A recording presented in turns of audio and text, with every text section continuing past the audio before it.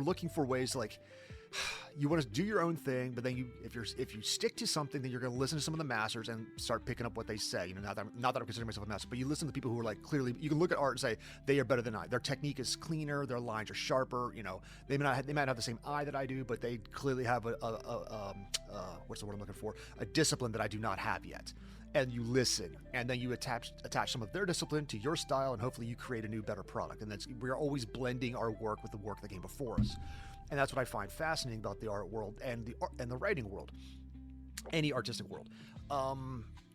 So when I say to you, like, I had this technique, sure, and I try to tell you what I know, you're not going to listen because you didn't go through the time that I spent doing that. You're going to go through your time that you spent doing this, and future you is going to look past you and just admonish past you and say, just do it this way, idiot. But the thing though, the one instance that I remember the most of you suggesting something, me saying, no, I literally can't do that, was when you say start with the blacks first.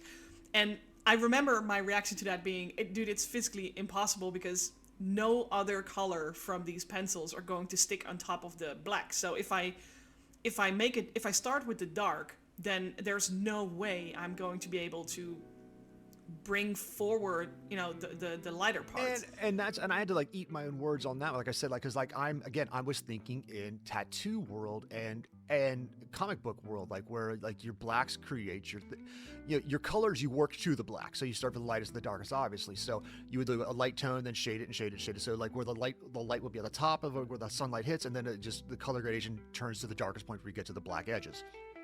And if you look back on the beginning of this, when you're drawing, you drew your outline, but then you start drawing and like you already put in your shadow lines. So you kind of did. Yeah, the values are in there already. Right. So like the dark, like especially like in the cloth around his crotch, you know, these dark patches, and like so you kind of already did it, you know. But like I would have gone like, you know, like me, I would have gone darker because I want to know just how dark this is supposed to be, and then I could always darken it up later. You can do colors on top of it if necessary.